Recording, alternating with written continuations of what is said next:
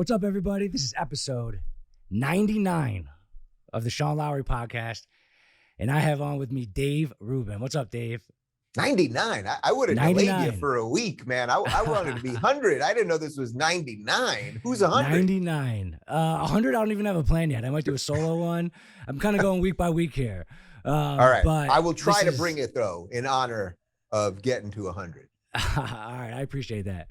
And I was just saying before, we went live, that I've been watching your show on YouTube for so long, and thank you so much for coming on. It's an absolute honor to have you on, and it's so cool to see you, and I've seen you on YouTube in the same setting, and I've been a fan for a while. I love everything you talk about.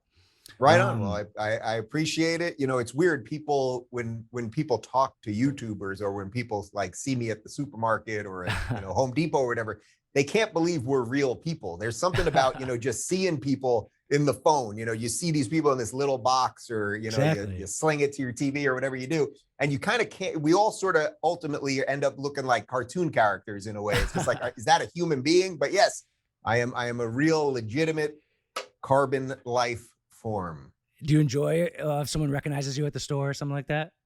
Yeah, I do. I mean, 99% of the time I would say I do, because people in real life are nice. Right.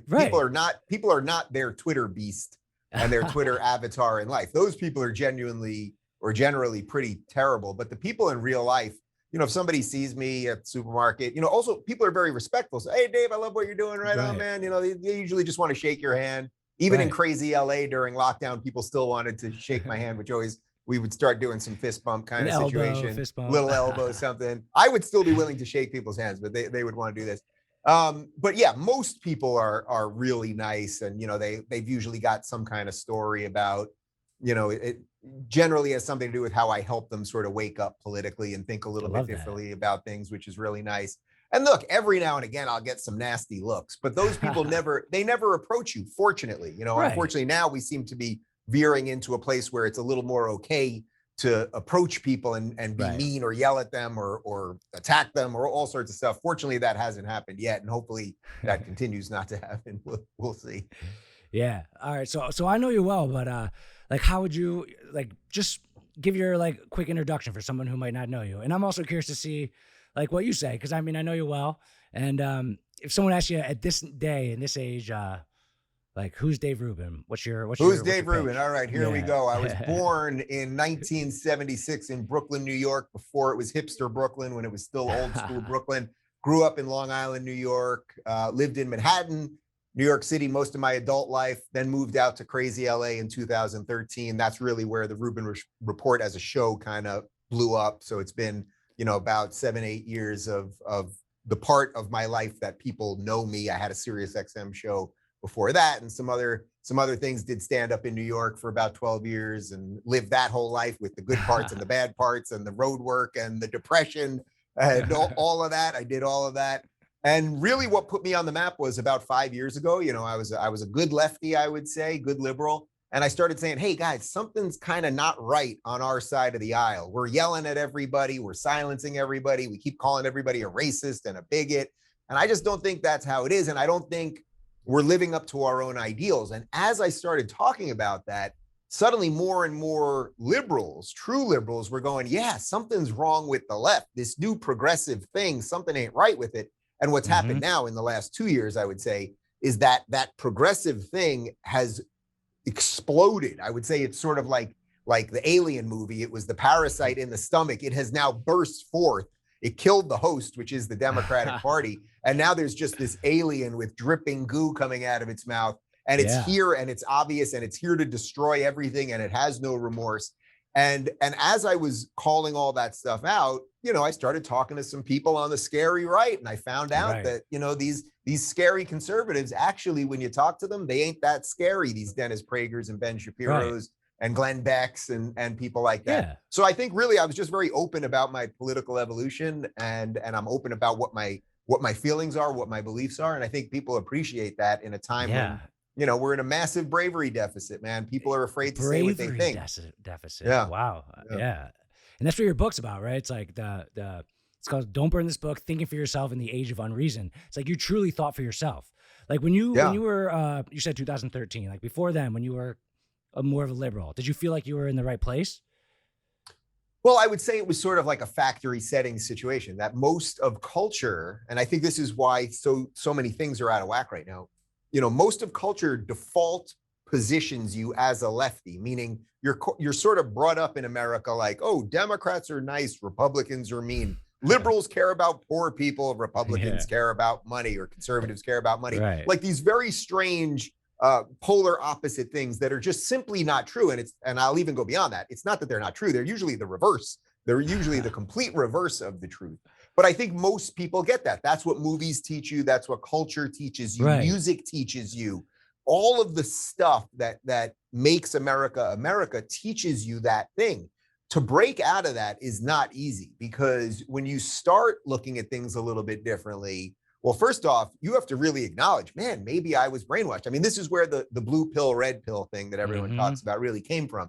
Neo is confronted in the Matrix. Do you want to take the blue pill and just go back to sleep and just be part of a machine that you'll never understand what the truth is, but you will live a sort of copacetic, indifferent life? Do you want that? Or do you want to take the red pill and to loosely quote Morpheus, Lawrence Fishburne, then you'll really see how far down that rabbit hole goes. And I think most people, they don't want to do that, because you're going to lose friends, you're going to get into fights, you're going to have people call you all sorts of awful names, racist, bigot, conspiracy theorists, and it's effort. That's the thing. Yeah. The other one's no effort. To just accept the narrative all the time and yell when they want you to yell and be quiet when they want you to be quiet, like there's no effort involved in that. There's no actually, I would argue in some ways it's anti-human, because the one thing that separates us from the animals is we can think. Most of us, at least, can think. And what they're basically telling you is, no, you don't have to think anymore. These are the correct answers, and everything that deviates off that is incorrect. Yeah. Well, once you do the other one where you go, I'm going to think, I'm going to act differently, I'm going to nurture new relationships, all that, it's going to cause a lot of tumult in your life. I mean, this is sort of the point of the movie The Matrix. Because when Neo, once he takes the red pill, it's not like things get better like that. I mean, there's a whole trilogy of problems, and part 4 is coming out. So I guess we'll find out what happens after. That's awesome. Yeah. And I love how you were kind of a public figure throughout it, and you could see your process of going through all that. And like you're gay, right? Like that is like so irrelevant these days. But people like maybe back a little while back put that in like the left box, and like, but I love how you just like came through it all. And when you started the Rubin Report, because didn't you used to be on the Young Turks? Yeah, I was on the Young Turks. I mean, I didn't make up being a lefty. I mean, I was really part of the machine, which, by the way, I don't have any regrets in life for the most part, because I believe that even the bad stuff that you do, and I'm not even just talking about jobs, just whatever it is that you do in your life, if you make it out to the other side, well, then that's the stuff that helped you get there. So like when I look back on my Young Turks career, I actually don't think about it that often, but people ask me about it. It's like I'm very glad for that year and a half or 2 years of life, because it enabled me to see the thing early. So when people talk about, well, how did Dave, because I have a pretty solid track record of getting stuff right over the last couple of years, and it's kind of because I was in the belly of the beast. I saw how hysterical these people were, how angry they were, how intolerant they were, how racist actually they were. And how non-fact based they were, and all of those things. So I'm very appreciative of it, because even though it didn't end that well, obviously, and from what people tell me online, they attack me every day. I never talk about them really unless I'm asked, but I don't go after individual people or anything like that. It's like, I don't regret it, because it allowed me to see the thing early that now everybody can see. Yeah. Yeah, I kind of like the Young Turks, but just as far as like, I appreciate what they do. They're kind of like not honest, but like true to themselves. Like, and I try to like everyone. Like, I assure you they're not honest, but all right. Yeah, I mean, maybe that's not the right word, but I'm like center. I'm like center, maybe a step right, and like I don't think about politics all the time, but when I try to like. Yeah, and it's nice, it's healthy. But like when I like to look at like both sides of what they're thinking, like I'll maybe see like what the Young Turks are thinking, and I watch them sometimes. It's one of the most entertaining YouTube videos of all time was the 2016 election night of the Young Turks. That was so fun to watch. I just and even like when Cenk got all like angry, he was like, "We're gonna come at the Democrats. We're coming at them." Like, I'm not necessarily like 100% mocking them. Like, it was good TV, and it was like fun to watch it like play through and see how their minds just got all twisted up. Well, one of the things that I learned is, the lefties in general love to overly emote. It's pretty rare that you see people on the right screaming about emotion. Not never. You can see people get angry about things. Sometimes when I'm doing stories, I could get a little more angry. I'm wired kind of cool as my general temperament. But I think generally people on the right are wired a little cooler, because I think it has something to do with not believing that government and politics is everything. So if you don't think that that thing is everything, sure, you can get annoyed about it. You could talk about it. You could be frustrated with it. But in essence, you don't think it's the sum totality of existence.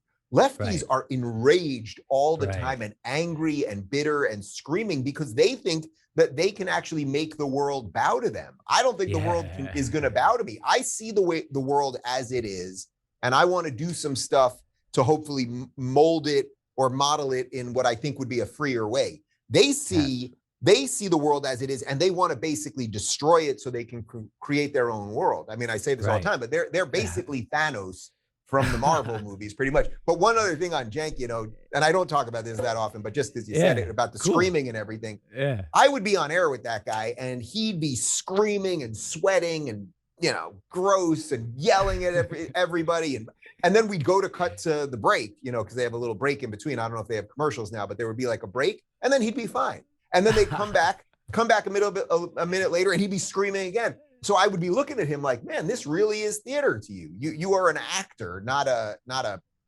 news anchor or whatever it is that he purports to be. But and I guess I said honest before, but that's not what I meant. I meant like a tiny part of me kind of respects that like entertainment value that they bring. Well, look, you have to entertain at some level.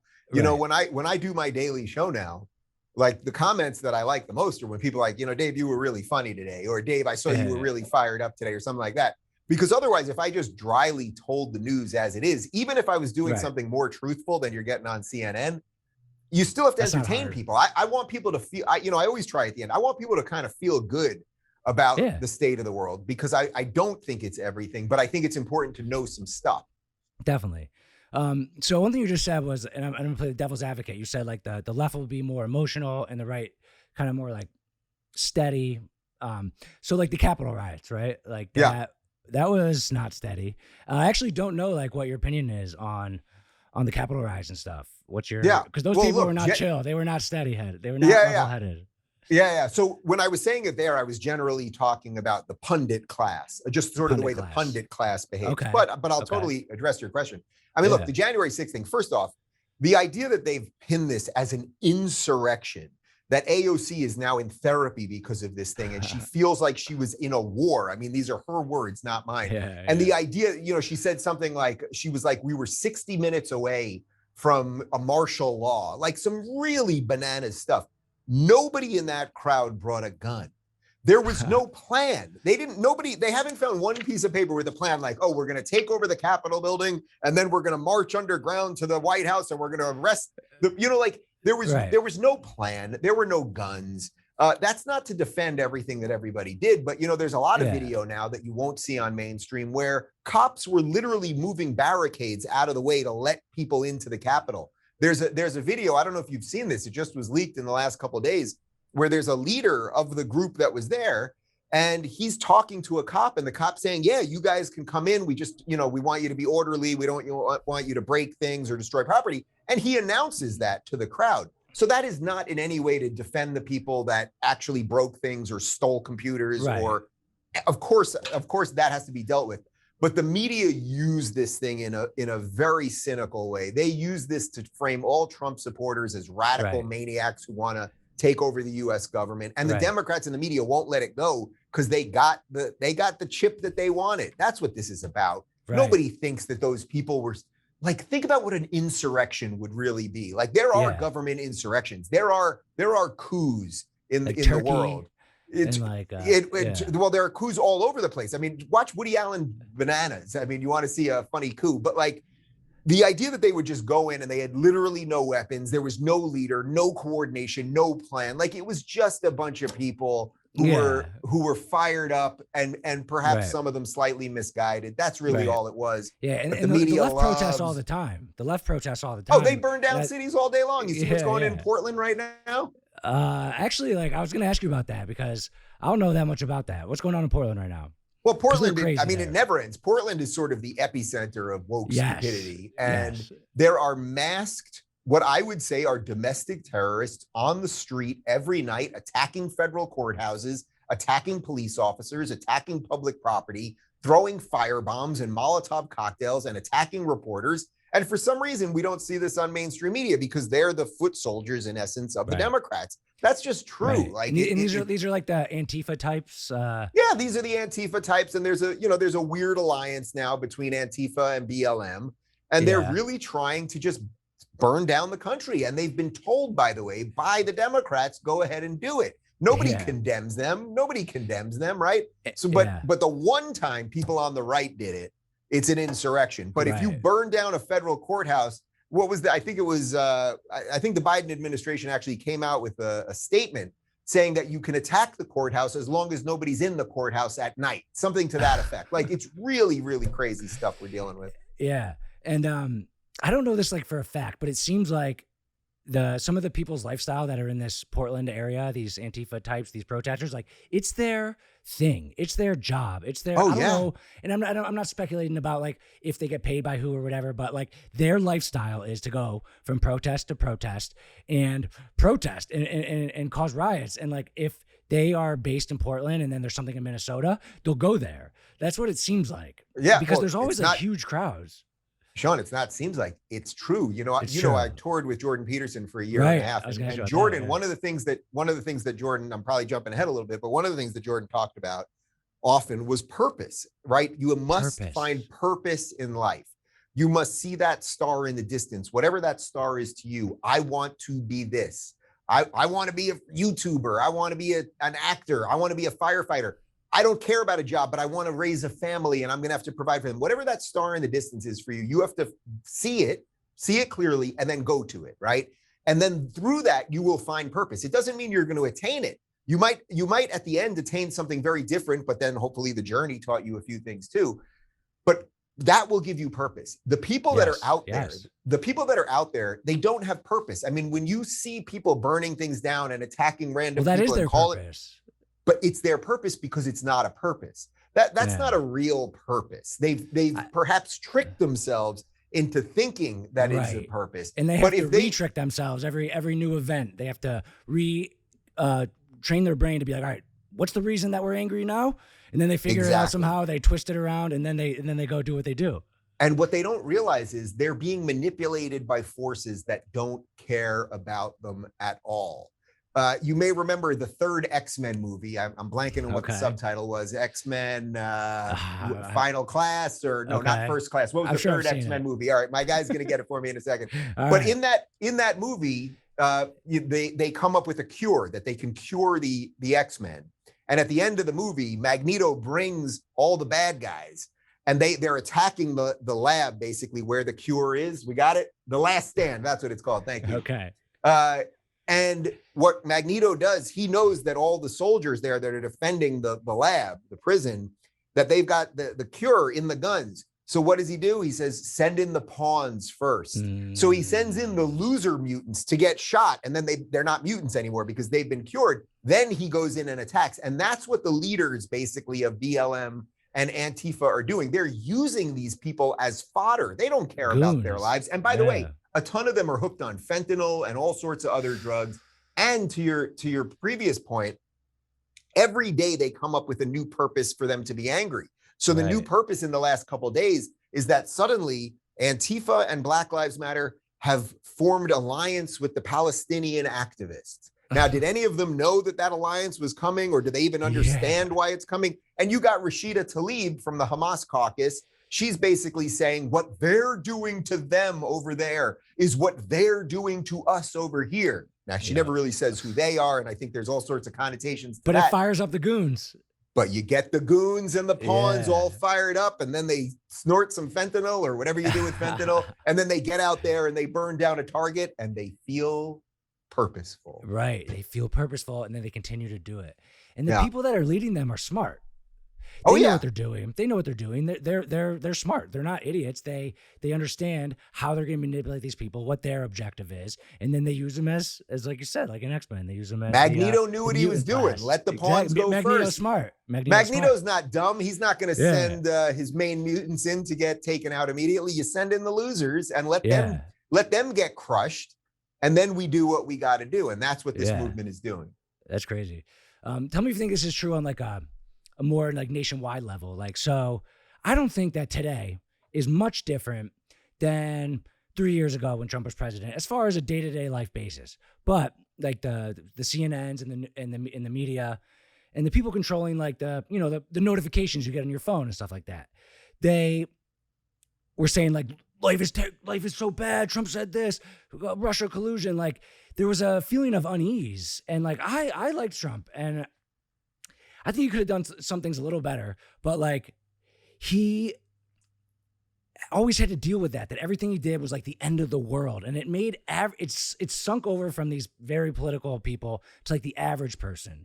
And I feel like some of those people flipped for Biden. I know people specifically in Pennsylvania, where I'm from, that voted for Trump, and then they voted for Biden for one reason. It was because like I'm sick of hearing and talking about it. And like it kind of like worked. And like those people that voted for Biden for that reason, they're kind of getting what they wanted, because the media now is like just like more chill, you know? Yeah, I don't like, know if they're kids in getting cages on both sides. Yeah, I don't know if they're getting what they wanted, but in a weird way, they're getting what they deserve, because things are not better. And they thought, oh, if we could just get rid of him, things will calm down. But obviously things haven't. Look, the kids in cages thing. We know there are more kids in cages now being treated in worse ways. And also we're supposed to be, I guess now at the end of the pandemic, they got out of it what they needed of it. But like we're putting kids in cages and on top of each other while we're supposed to be social distancing while we're at Whole Foods. I mean, it's all nonsense. The same things that they were outraged about under Trump, they're not outraged about now. And I get it. A certain set of people needed a break. Yeah. But that's how evil the media is. The media ratcheted up the hatred of Trump to the point that people, were exhausted. They just were like, all right, I'll just vote for the guy that we all know has dementia, who's being led by, a group of Marxists who are here to destroy America, but it'll be better than one more time CNN has to talk about Trump. I would guess if you talk to a lot of those people, they really regret it now, because things obviously are not better.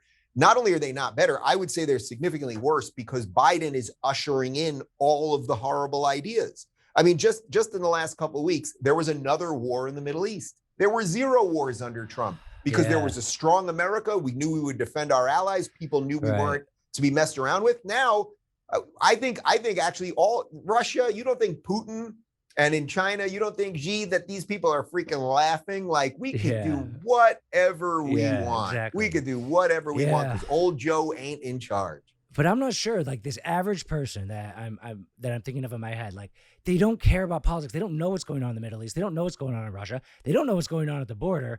They just like are dealing with the day-to-day lives. They have to make their own bills. And like they don't have to hear about politics a lot. Like for this, I don't know how long it's been since Biden, 3 months, like whatever. They might feel a little more relaxed, and maybe at this point they feel like a little better that they made the right choice. But like the things that are going on, they don't really know how it's going to affect them in the long run. And well, that tells you, again, that's sort of why the media is so evil. They ratcheted it up. It's all because of the media. Trump was doing a lot of good. It's interesting because the way you framed it, you said you like Trump, you disagreed with some stuff, which, by the way, that's how it should be with the president. He's not dear leader like we're in North Korea. He's the president, and he can mostly do stuff you like, and chances are no one's going to do exactly what you want them to do. But Trump, I really came around on Trump. I loved him. I wish the guy was He's so funny, president. man. He's so cool. He's so strong, and like his policies are reasonable.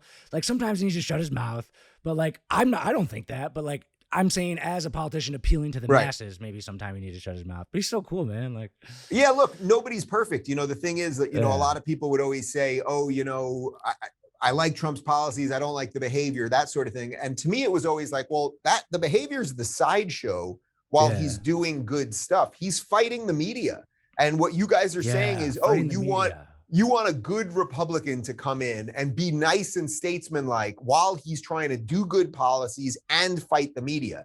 I don't know that that person exists. So, you know, Dude, if a guy like DeSantis is good. I've heard so many people say, like Bill Maher, like a lot of people on that line, we treated George Bush and Mitt Romney so poorly. I can't believe we did that. But no matter who it is, they're gonna do it. That's the thing, and Trump knew that. So Bill Maher would say the evil things about George W. Bush. I'm sure he compared him to Hitler. I have no problem making that statement. I'm sure those videos can be found. He said horrible things about Mitt Romney. Now all the Democrats love them because they're nothings. They're just pet Republicans that can't do anything, that aren't in power. So now we pretend that they're really great. And Ellen DeGeneres can go to a baseball game with George W. Bush. But, 6 years before, or whatever it is, 10 years before, when he was president, we pretended he was Hitler.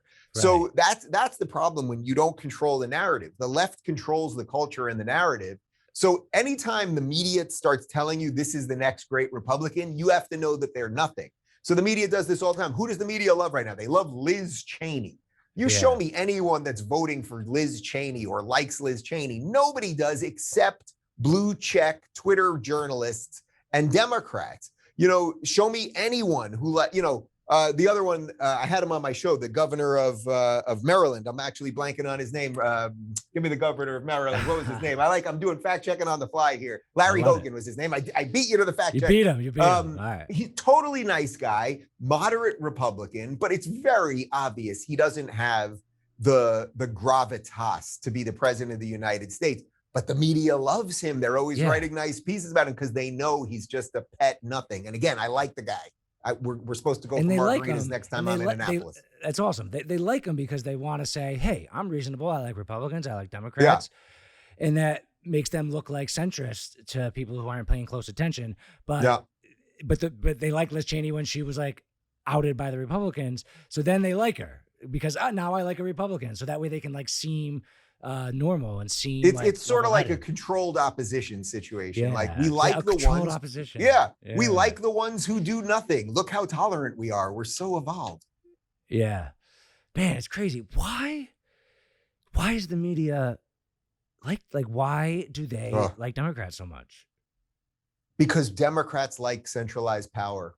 That's what this really all is about. This really, I've been trying to explain this to people. Centralized power, you either basically, people think, okay, I'm a liberal or a conservative, I'm a lefty or a righty, something like that. I'm a Democrat or a Republican. But basically, you're an authoritarian or a libertarian. I don't mean you're a libertarian like a card-carrying member of the Libertarian Party with the crazy naked guy on stage. But what it means is you either believe that humans can create some all-powerful system that will be above us and can somehow do the best for all of us, or you believe that humans are flawed and that you would never want a very powerful system above us, that it would just be, you would have as much autonomy over your life as possible. And guess what, Sean, you're gonna do some shit in your life that I don't like. I'm gonna do some shit in my life that you don't like. But as long as I don't do it on your property or take your stuff, then that's the negotiation of a free society. Exactly. So the reason that the media love the Democrats right now is the Democrats have become completely authoritarian. They want to control every part of your life. And it's human nature in a way, I suppose, for a certain type of person to want to control other people. I don't want to control other people. I just don't want other people controlling me. Dude, tell me that's a fundamental tell me if you think this is a good example, because this is not politics at all. But I live in South Carolina, Charleston. And there's a big hurricane a couple of years ago, and the news loved the hurricane. They were like, this is a hurricane. It's all over the news. So they start controlling people. So the hurricane was coming on Saturday. And on Tuesday, every single person was leaving town. They opened up both lanes for people to leave town. We were debating leaving town because we have a business, and we kind of wanted to stay. We left because it was going to be bad, but we left on Friday, and the roads were wide open. But that was a non-political situation in which the media controlled everyone's actions, and it seemed like they loved it. Yeah. And that's kind of along the same lines, right? It actually is along the same line. That's not to say that every now and again there could be a once in a century storm that you got to get out of Dodge, But look, remember Miami, what was it, 2 years ago, southeast Florida, they said there was this massive storm coming and it was going to destroy all of South Florida, and Miami will be underwater forever, and everybody flew up north and everybody went to Georgia and north.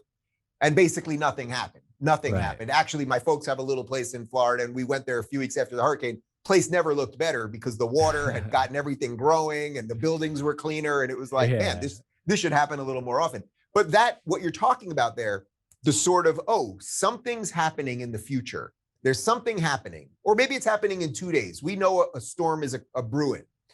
What can we do to get everybody freaking ginned up? What can we do? By the way, a lot of price gouging happens in a lot of that stuff. You know, all sorts of, there's a lot of winners in all times of crisis. When AOC wants her Green New Deal, please don't think for 1 second that she doesn't have a lot of friends that have a lot of the companies that will benefit from that stuff. I mean, that's pretty obvious. But what do they tell you? If you don't sign my Green New Deal, me, AOC, bartender from the Bronx, who's never done anything other than become a media darling, if you don't let me rejigger the entire world economy, you're all going to die in 12 years. I mean, these people are completely bananas. It's funny to me that in a way that we talk about them as if they're serious people. They're clowns. But real quick, the reason that the authoritarian thing is so connected to the Democratic Party, what do Democrats always want? They always want more money. They always want more in taxes. So it's basically like a mafia racket. As long as you will pay more money into the system, we'll take care of you. The media will hide all your shit while we go after every Republican. Where people on the right are like, no, we want to keep what's ours. We don't want the system to be too big. Well, then you're not in the game. So the left has become basically a protection racket. It's an episode of The Sopranos without any cool characters. Exactly. And every time they have something, a hurricane is like kind of a decent example, but I think global warming is like a better example because it's less like real. Like as far as like it's coming tomorrow, it's something that they can use. That's like you said, off in the future. That's a threat. Like, give me all your money. Like, give me everything. Let me take power. And imagine thinking that AOC could write a document that is going. Let's pretend. I mean, really, like, let's pretend the world is going to end in 12 years. Like, which, by the way, she said about 3 years ago. So we got 9 years left. 9 years. Imagine if we knew it was true. Like, guys, we got 9 years. Like AOC can save us. Like, imagine how stupid you would have to be to believe that woman could save us from anything. She would not last 3 days on a deserted island. Dang, now you only got 9 years left, man. We got to start, doing whatever. But dang, that's crazy, man. And yeah, it's really, really the power. And like, I don't like I said with Cenk, like I kind of respect the part of him that I don't like. Like I kind of like respect the organizing of the media and the goons that we talked about, the Antifa people, and then the middle level politicians. Like it's a little bit like respectable, but it's bad. And like, well, what you're saying, kind of impressed. Well, I made the alien reference before, but I actually mention this quite often that if you've watched have you seen the original Alien movie? I think from 1978, the first Alien movie. If you remember. Probably. If you remember in that movie, it's the classic Alien movie, the doctor who ends up turning out to be an android, when they discover the alien, he's talking about how much he admires the alien because it's so evil and it has no remorse and it has no conscience. And he loves the fact that it just does what it does and it doesn't care what you think. So when you tell me that you sort of admire them, you're actually saying the same thing. I totally get it. I don't mean that. I'm not even judging you when you say it. Well, by the way, that's why you have to give the devil his due. You have to. I mean, I'm on a podcast saying I'm against it. Like I'm openly like not a fan of it, but I'm just saying. But you're giving the devil his due. You admire the fact that they have created a system basically that is so evil, but it's been able to organize so many forces of society that you have to admire its elegance in the banality of evil. Yeah, absolutely. And along this conversation, like COVID is what like kind of perfect for this whole control thing, right? Like you're in LA. You haven't left, and the whole thing with everyone leaving, you're staying? I haven't left yet, but we're trying to recall Newsom and then we'll see what happens after that. But it's another perfect example of, look, red states stayed open much more. We know that, the real two examples of that are Florida and Texas. The numbers are better than they were in blue states. Blue states are still locked down to some degree. We've done massive psychological damage to all sorts of human beings. And all that came of this was that we found out that people like Andrew Cuomo and Gretchen Whitmer in Michigan and Gavin Newsom here in Cali, that these people wanted to exert maximum authority over their citizens. Don't think for 1 second, that Andrew Cuomo or Gretchen Whitmer or Gavin Newsom felt bad about locking down their citizens or felt bad about destroying all the businesses and restaurants. They didn't. They get off on the power. They get off on it. They get off on the idea that I am Pharaoh. I can do whatever I want to these pathetic, they're not even people to them. I mean, really, like I'm being slightly over the top, but not really. They enjoyed think about it right now. We know that nobody's dying of COVID in California anymore. Nobody. This clown has us on lockdown till June 15th. That being said, I was at a party with about 100 people last night. It was pretty awesome. Coolio performed pretty good. No way. Yeah. Took a picture with Coolio. That's pretty coolio. That's pretty coolio. Bad joke. But yeah, man. I mean, yeah, California and the power that they want. It's like they enjoy it, like you said. And they do. It's not like they enjoy it. It's kind of sick. Yeah, it's kind of sick. They enjoy it. Look, Ron DeSantis in Florida, when he was battling to stay open, he kept saying true statements that the media would hate him for. He'd say, well, the science is a little unclear. He'd also say the government can't keep you perfectly safe. He'd also say, there has to be a little bit of individual choice. He would say, if you want to go out and wear a mask, go out and wear a mask. That's called proper governance. The government's not here to save me. Exactly. Ronald Reagan has that great line, the worst words, something like the worst 8 words in the English language are I'm from the government and I'm here to help. And it's like Gavin Newsom's the reverse of that. He's constantly telling you how much he's going to help you. I don't want that evil Disney cartoon character helping me. And it gets reinforced by like virtue signaling. Like it's the right thing to do. You don't want your grandma to die, do you? It's like, it's the right thing to do. It's and then there's enough people that buy that they have a base and they have like enough people reinforcing that power back to them. They hear it. You're like, yeah, that sounds right. So I'm doing the right thing, and then they get. I'm a good guy. Yeah, I'm a good guy, and they're the bad guys. I mean, trust me. Look, here in LA, I'm basic. I mean, I really stopped wearing a mask a long time ago. But if I go into a store where they require you to wear a mask, I will put the mask on. I usually kind of have it half down and whatever, and every now and I'll take it off because I feel like breathing and I'm not sick. And we've treated everybody like they're freaking zombies, like we're in I Am Legend, basically. But you just see these brainwashed people that are riding bikes. Still, it's 85 right now. It might be maybe close to 90 right now in LA. It is a perfect SoCal, hot, warm day, no humidity. Like you want to be out and about in the pool. People are wearing masks outdoors, young people, and it's because they've been brainwashed. It has nothing to do with science. Yeah. Like I had Zuby on my podcast. You know Zuby? I know Zuby. Love the Zuby. Yeah. He said he'll never like wear a mask. And I respect it. And the thing I was saying to him was like, kind of like with the Biden thing and like just not wanting like it in your face. Like I was like, I'll put it on just because like I don't feel like fighting to just go get some like pasta. Like I'm not in a mood to fight right now. I'll put it on because that's the rules. Like, and I guess like I'm a wimp or whatever. But but I feel stupid wearing it in 85-degree weather, like just as stupid as I feel there. Yeah, but everybody, you make choices in life. So I haven't discussed it specifically with Zuby, but I think does he live in the UK now? I think he's living in the UK. Yes, so the UK is still in pretty intense lockdown in different places. I think London specifically. So when he says I'm not going to wear a mask, does he mean he's going to where does he go shopping then? Like, does he walk into the store? He all right, this is what he said, because I asked him that same exact question. He said he goes to the store, you have to wear a mask. He doesn't wear a mask, and he says no one gives him a problem. That's what he said.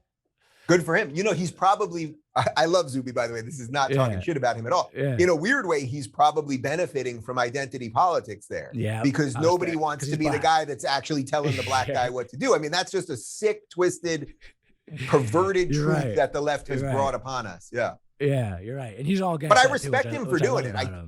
Yeah, he's definitely trying to make a point. He's trying to make a point because he's in this arena and he feels strongly about it. And he got COVID. And then he said for 2 weeks he stayed home. And then when he got a negative test, he went back out and didn't wear it. And he's definitely making a point a little bit because that's part of what he like really believes in. So I respect the hell out of it. But you're right about the identity politics. So it's like the 1 year anniversary of George Floyd, right?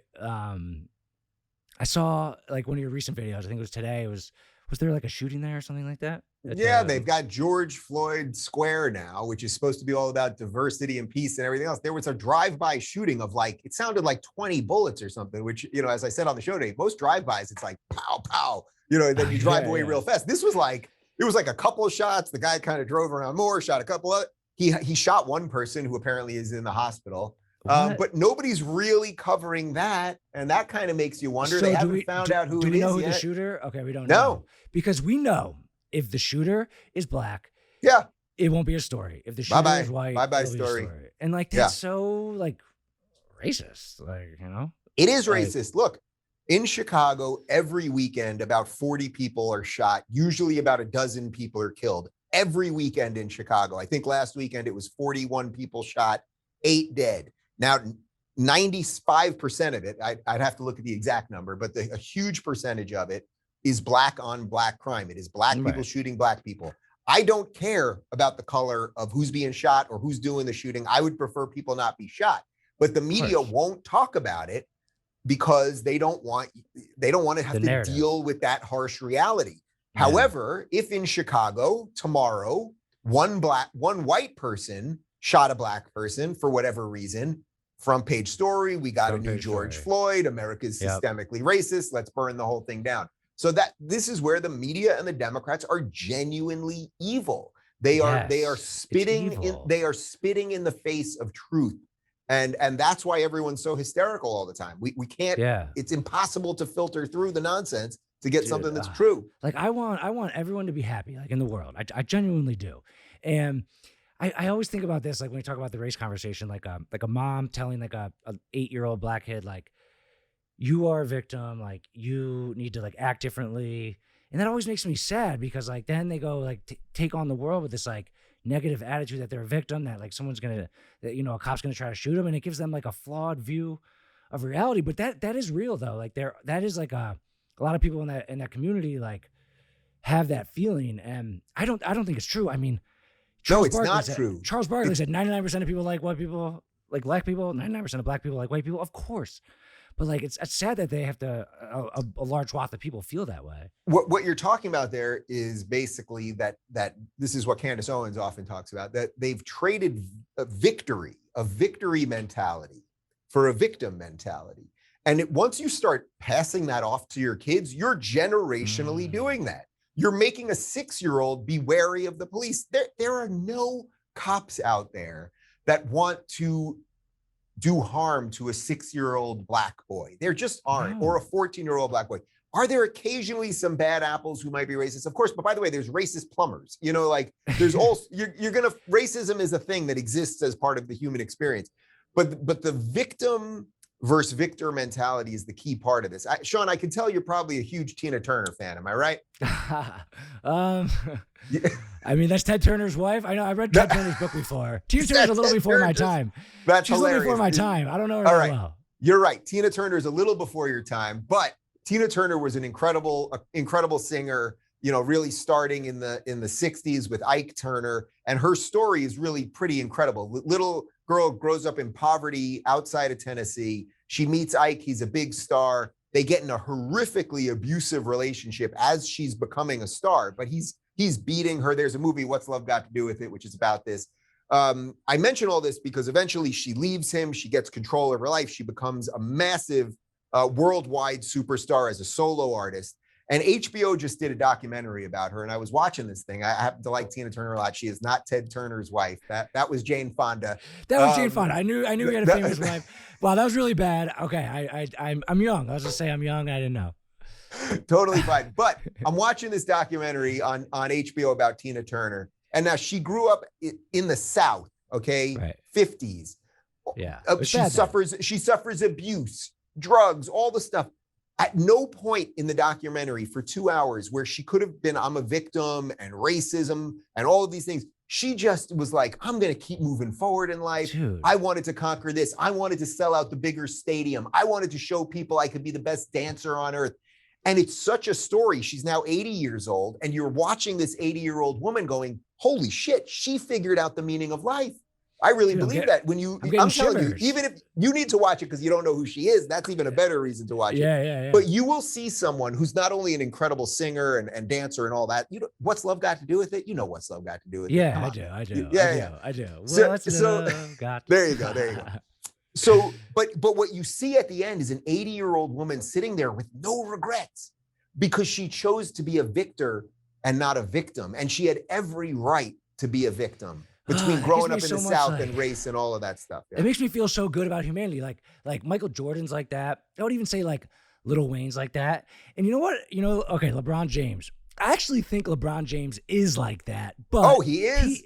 But then he like plays the social justice left card because like he wants to be like Muhammad Ali. So he's a little confused. But like as a baller, he's like that. LeBron is the worst. I mean, LeBron is just the worst. I think you can see it. I got a basketball behind me over here. There it is over there. I see it. That was used in an early 90s Blazers practice. I was a huge Clyde Drexler fan, was my hero. But I love those early 90s Blazers. But I don't watch the NBA anymore. And it's in large part, I haven't watched in 4 years. I don't know that I could name 10 players at this point.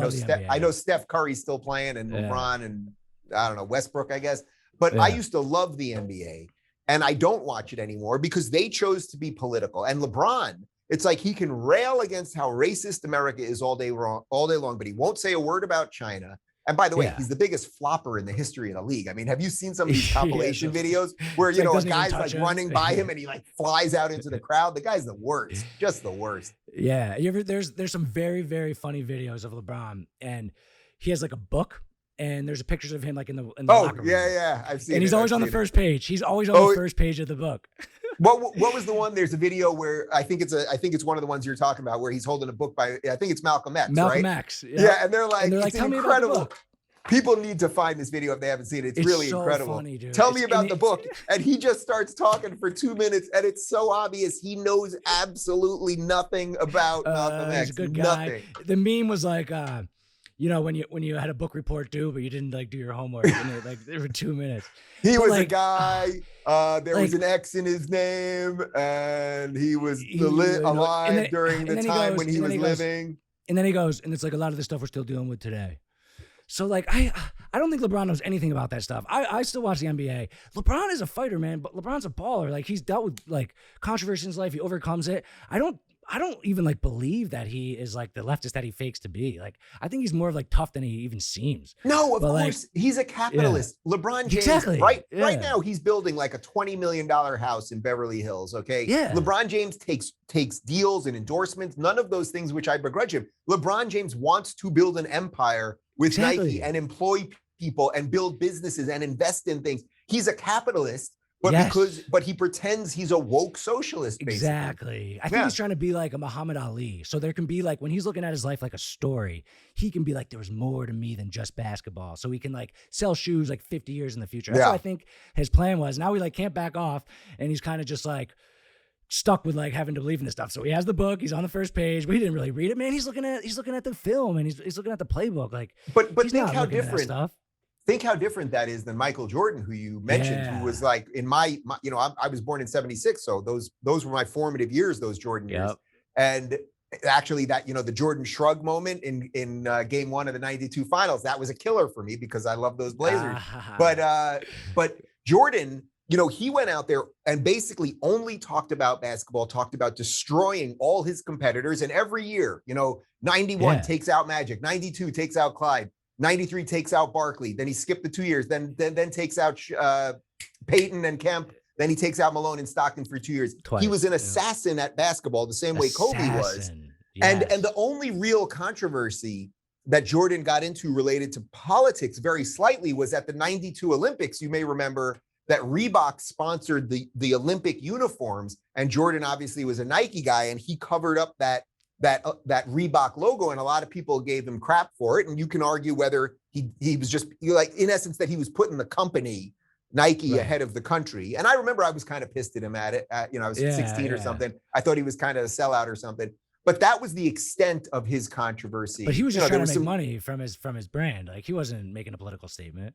I'm not even saying it was right or wrong, but the point was like that was like a blip in a career that was about what it was supposed to be about. Where LeBron, I think a lot of people are going to look back and be like, boy, he was the best player of his generation of a time when NBA ratings went down 30% every year, which is what's happening.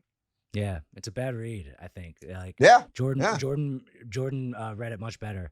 I was listening to about the George Floyd thing a little bit, about Scott Adams. You know Scott Adams? I love Scott Adams. I love Scott Adams too. He's very like interesting guy. And he was talking about the George Floyd thing, and he was saying that it was the 1 year anniversary, and Biden wanted to like have some type of legislation in place at the 1 year anniversary, something about, to protect against that type of stuff. But he's like, no one came up with anything. And he's like, well, it's because there's nothing to come up with. Like what, okay, murder's illegal. Everyone agrees with that. What rule could we put in place? There's no rule. There's nothing. There's no one had anything, and no Democrat or Republican, nobody came up with any legislation because there is nothing. And like, we've got laws. We've got laws. Guess what? You're not allowed to murder people. You're not allowed to steal from people. You're not allowed to burn down property. Although I guess that one's sort of legal now. But that's the point, that they see a problem, and then they always want to figure out, okay, can we just write some other piece of legislation to stop it? Yeah. Someone gets shot, they want to do something about guns. They never want to have a discussion about mental health or what the actual gun laws currently are, or drugs, or poverty. Like they actually don't want to talk about any of that. They want to talk, well, actually they will talk about poverty, but their answers will always be the reverse. Their answers are always, increase the welfare state, which we know doesn't help. So I love Scott because he really does a great job of cutting through the nonsense on this. Yeah, he's a unique guy. All right, like we got about like 10 minutes left. So I had two other things I wanted to talk to you about, like that are like a little different. Like I am a huge history nerd. Yeah. And I love history. It's like a 2-part question. Like, one, what's your favorite like moment in history? And 2, who's your favorite American president? Wow. Well, I would say my favorite moment in history would be the formative years around the founding. And I've interviewed a couple professors and authors about some of the founders, John Adams and George Washington and Thomas Jefferson, of course, and a bunch of others. The idea that this group of people who had very different beliefs on what the future America should look like, that they could come together and put these documents together while they were writing them and ripping them up at the same time. And they had major ethical issues. And, some of them wanted more centralized power, a stronger federal government. Some of them wanted more state power. They were all very weary at some level of big government, because that's why we were leaving King George and all that. But to literally create a country that for 250 years has given more freedom to more people than any place in the history of the world, that they did that while at the same time just being human. They were flawed human beings, right? We know many of them owned slaves. You can go, and I would recommend that people do it. Go to Thomas Jefferson's estate at Monticello in Virginia. Go there. Have you been there? I've never been there. No. I've been to George Washington's house. You've been to Washington's house at what's it called? What do they call it? Oh my God. What's George Washington's? Mount Vernon. Mount Vernon. Right. Yeah. I've been there too. Yeah. And one of the interesting things that they tell you at Mount Vernon is that when George Washington died, his half of the slaves got freed, but Martha's half did not.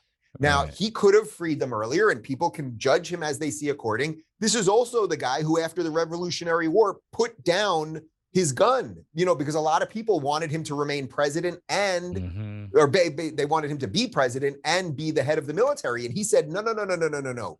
That's what it's like over there. We're going to do it differently here. So he was an extraordinary person, but not a perfect person. But Jefferson, very much the same. Jefferson, we know, was having relations with a slave. In essence, someone that he owned, okay? So by any modern definition, well, first off, you fortunately can't own people. But if he was like, could she have said no? So is by our definition of 2021, is that rape? I mean, you could extrapolate a million things, right? I mean, that's just the truth of it. But at the same time, he was writing the laws that freed the slaves and often talked about his conflict. And when you go to his house at Monticello, they talk about it honestly. They don't hide it. They don't try to, if anything, last time I was there, and I've been there probably 4 or 5 times and taken that tour, each time I've been there, they've made the tour more and more about slavery, which at some point becomes a problem in and of itself, because his life was about much more than that. Right. Yeah. What was the second part? You asked me about the period in history. Let me say one of my favorite things about Thomas Jefferson real quick. One of my favorite things he ever said was, one, he thought it was going to take 40 generations to cross the country. It only took 4. But one thing I think that's interesting that he said that he thinks that over time, like the European settlers that became Americans and the Native Americans would like combine into one country and one like ethnicity. He really didn't think it was gonna be like a fight with them. He thought it was gonna be like more like combined. So it kind of shows like the love or like the acceptance for other type of people that he did have. But the other question was, who's your favorite president? Oh yeah, who's the favorite president? You know, I'll tell you, this is a little bit surprising to me, but from certainly from a modern context, one of the things that I do now, because I don't watch basketball anymore, when I'm doing cardio, I find old political interviews to watch.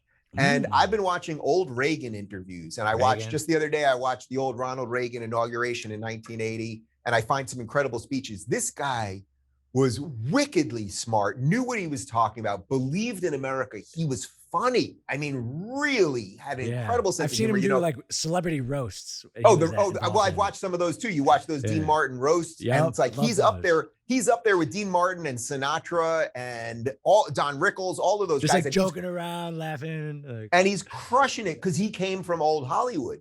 But he had such a love for America. And, you know, before when we were talking about the Trump thing, about the attitude that people didn't like, in many ways, Trump, if you could get through the nonsense with Trump, the message was very, very similar to Reagan. So I would say Reagan. And by the way, one of the first, this is just a weird offshoot, one of the first memories of my life is Reagan was shot in, I think, 1980. I think, so I was 4 years old, basically. I remember being in my parents' bed and the president had been shot. And I remember they had like an animated thing of the president's body and the bullet and everything. That's just like a weird thing that I remember. Didn't he? And then didn't he even make a joke when he was in the hospital bed? Like something like he was just woke up from, you know, being passed out. And he said to the doctors, like, I hope you guys aren't Democrats or something. Like that. Well, he did. Yeah. And then there's another famous one where in his first speech after the shooting, there's a loud bang. And everyone kind of freaks out, and he goes, he said something like, "Oh, they missed me again," or something like that. Yeah, I mean, he was just great. He's funny. He's funny. I think if Trump could have maneuvered a little differently, he could have been that. I think, you know how he didn't do like the White House correspondence dinner? Yeah. I think his plan was to eventually do it and like kind of win over the media, because he has that Comedy Central roast that I'm like obsessed with Comedy Central roast. My dream in life is to have a roast of me where I just get made fun of, because I think it's so funny. Yeah. And you don't have to be like cocky. You can be like humble and get made fun of. Listen, you get big enough that you're doing one of those, I will gladly be on the dais and make fun of you. All right, awesome. All right, last question. Yes. Nothing to do with anything except for you. You said you started on XM Radio. You're on the Young Turks. You have your own show. What advice do you have for somebody trying to start an independent career in talking about stuff? Look, at some level, it's never been easier. It's never been easier. Well, you can get there's a lot of competition out there. Well, I said at some level, you're getting to part two of the answer. At some level, it's never been easier at a technological level, because you can get on YouTube immediately. You can get on Instagram and Twitter and blah, blah, blah. You can get on there, and if you've got something unique to say and you start saying it, you know, because I get this question a lot of colleges, because this is what everybody wants to do now. They're like, Dave, I want to do what you're doing. Well, start doing it, and don't worry about the numbers at first. Just say what you think is true. Try to talk to interesting people. And then, you know, you may just get 5 views, 8 views, 24 views, but then suddenly you might have one clip that suddenly gets 1,000 views. And then before you know it, you got a 5,000 and a 10,000, and then you're on your way. So that's one part that's great. The other part, of course, that makes it harder is what you said, which is now there's a gajillion voices out there. Everyone's doing interviews. Everybody's talking to everybody. So it can start becoming repetitive. That's why you really got to figure out what your thing is. Right. Really do something unique. Don't be like, oh, I like that guy, I want to be like that guy. Right. Be who you are. And then, you know, the next piece of this is that, you know, one of the things that I'm doing right now that really is where a ton of my energy is, you know, I started locals.com because we want to free creators. Sean, you should be on there. I mean, we want to create homes for creators where you own all your stuff. You own your video, you own your audio, you own the user data. You can communicate directly with your fans without big tech in the way. And I think that's the next generation of all of this, that we're going to realize we don't need these big boys for everything. Right, we do. You need them. YouTube. You need them for discovery. Like, you got to be on YouTube so people can find you, but you don't need them to really create your business. So that's kind of where I'm interested in the moment. Okay, I like that. Scott Adams talks about locals. Yeah. Awesome. We got him on locals. He was one of the first guys on locals, and then he invested in locals because he thought it was such a good product. And he has that fuck you money. He's got that fuck you money. Man, cartoons, who knew? Yeah, seriously. Dude, this has been awesome. I like this. The hours just like passed by, and Yeah, that was fast, man. yeah, and I feel like at the beginning I was like definitely like a little in shock because like I've seen you on YouTube so many times in the same setting. Now I feel like we kind of know each other a little bit. Yeah. And thank you so much for coming on. Like I think it'll help me, but like I like you said for the plan. Like I'm trying to just do whatever I want, talk to the people I want, and like have fun with it. And I just had fun for the past hour, man. I thoroughly enjoyed it. Now what you got to do is you got to clip a couple of these under 2 minutes so you can put them on Twitter so I can retweet you. More people can see it. You'll get more views. And then before you know it, I'll retire and you can replace me. All right. That's the plan. The Lowery Report. I'm just kidding. John, I enjoyed it. All right, Thanks, man. brother. Thank you so much. Appreciate it. Thanks.